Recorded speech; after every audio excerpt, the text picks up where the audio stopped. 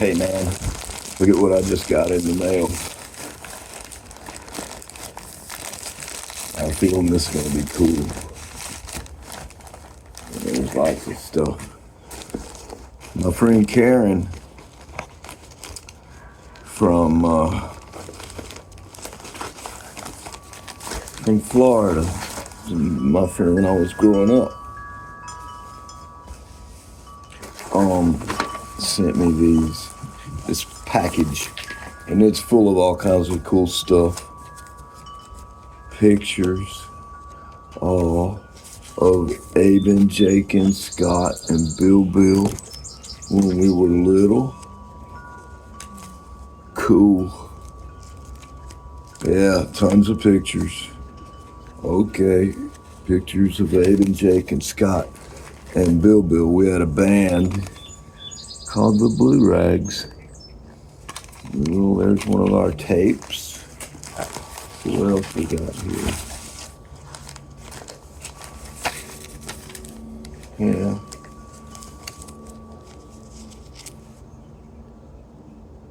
Back when we were kids. Cool pictures. Press kit.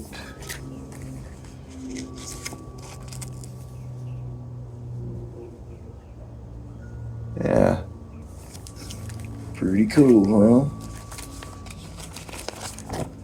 Thought you might like that. I have to figure out how to share this. Gainesville, Florida, for to book a show in Gainesville, and here also to book Lugano, Switzerland. That's the letter that came for that show down there. Here's when Woody joined the Blue Rags. There's the press for that. Here's old Be Here Now.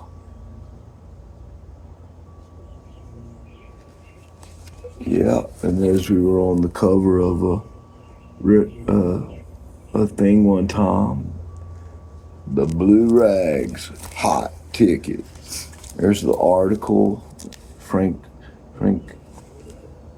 Raby wrote that article. So yeah, that's some kind of neat stuff. Let's see what else we got. Big old thing here. What else?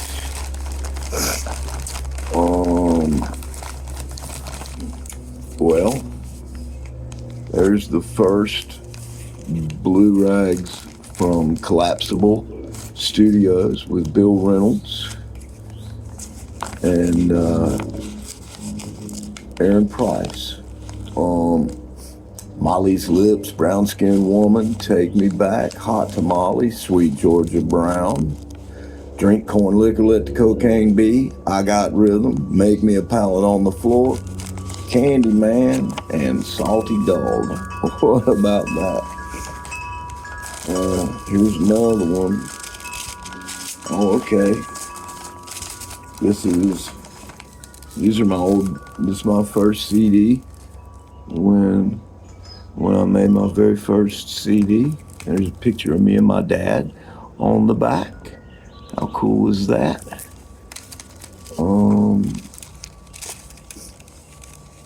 This is my first Rough Master of Caution, Fallen Bookie, this record.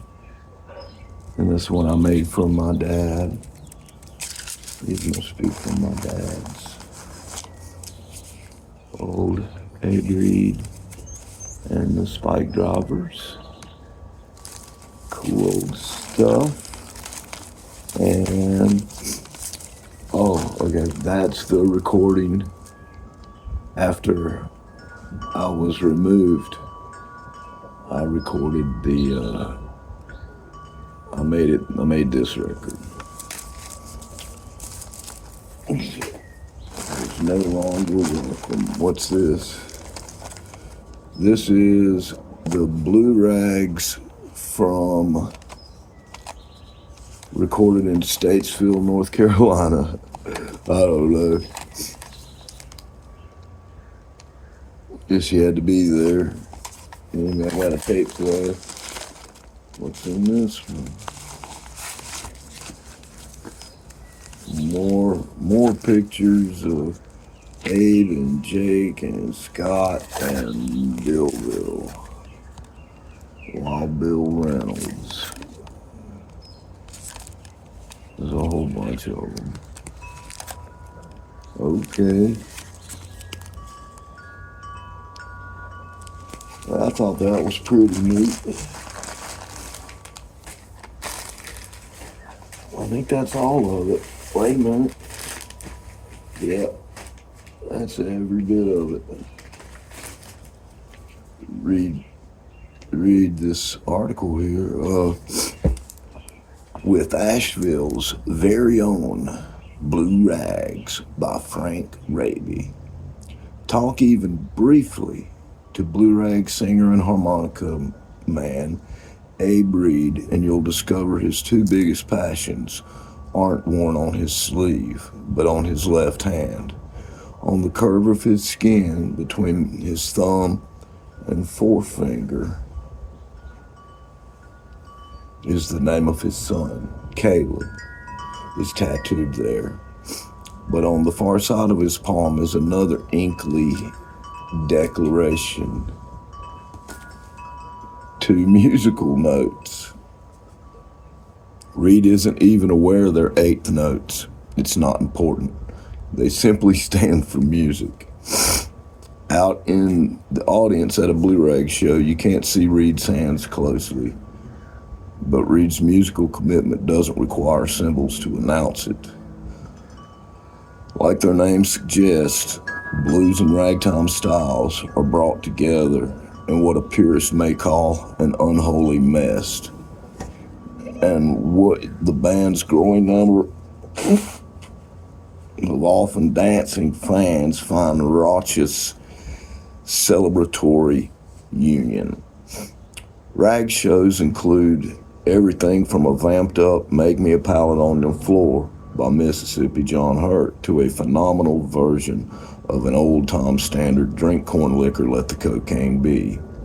Ted Nugent's That's Right, Great White Buffalo, done, says Reid, as a ragtime boogie, upbeat, funk, jam type thing. And a Captain Beefheart, That's Right too, melody. The beginnings of this young band, its oldest member is 24, roughly coincided with Reid's becoming a father at 17. He was living outside Statesville then. I got a job, quit high school, he explains. Worked my butt off, did the whole thing like I was 35, trying to act all grown up. Soon after, Reid discovered he was one of those guys that could play music, and he and Rags guitarist Scott Sharp, who lived just down the street, began listening to a lot of old country blues together, like Fred McDowell, Sight Sharp, and especially Mississippi John Hurt. And two, Guitar Gabriel, a Winston-Salem country blues player now in his late 60s, a genuine folk legend.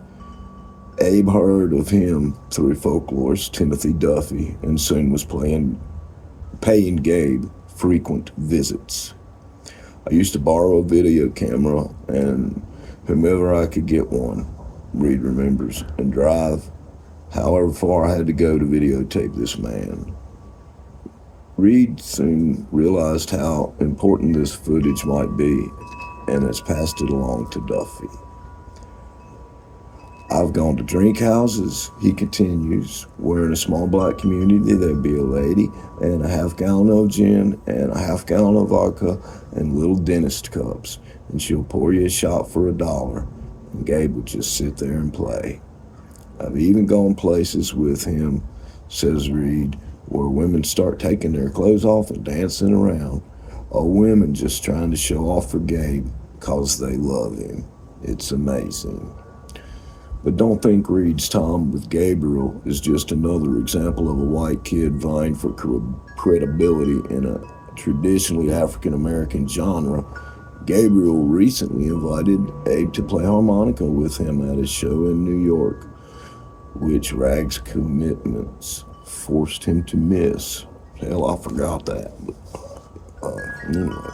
But Sharp was busy with a cause of his own, introducing many of his own blues favorites, as well as songs like the Beaumont Rag, to a friend in Greensboro named Jacob Hawley, now the Rag's manic piano player.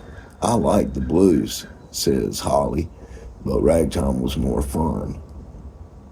Reid, however, soon began to grow stir-crazy and took to the road, at one point hitchhiking to New Orleans, where he worked 3 months as a street musician. I was screaming my guts out, he says. I would play until my vocal cords hurt. When he arrived back to North Carolina, it was a renewed musical commitment. He hooked up with Sharp and with Jake Hollifield, who had begun learning ragtime progressions from one of Reid's friends, an old guy up in the hills, says Holly, named Timmy Bridges. Then, says Reid, we did a couple of little teeny gigs under the name Bluesberry Jam, which they dropped after discovering another band using it. Armed at last with their present name, the new Blue Rags became more serious. We started doing open mics with J.P. Delanois at Gatsby's, Reid remembers. J.P. was the one that found us and said, come on down and play, and got us gigs and let us use his PA and babysit us. The now Asheville-based Rags has done a lot since, playing gig upon gig and recently adding both a drummer and a stand-up bassist, Bill Reynolds, to their lineup. Still, part of the reason we all keep coming has got to be Reid's voice, which bears resemblance at times to jazz king Louis Armstrong. I'd never even heard Armstrong Reid protests until I went out and bought a CD because everybody kept saying I sounded like him. Still singing like That's Gotta Hurt. It used to, Reid agrees, but adds that he can pull off a whole gig of nothing but that, though my voice isn't right the next day.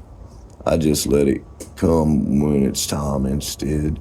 It doesn't give me any problem. Well, a blast from the past. The Blue Rags is spread on thick. And there's another article. God, you get sick of hearing me read them damn articles to you, don't you? But shoot, that was pretty neat. All right, boys and girls, be good to yourselves.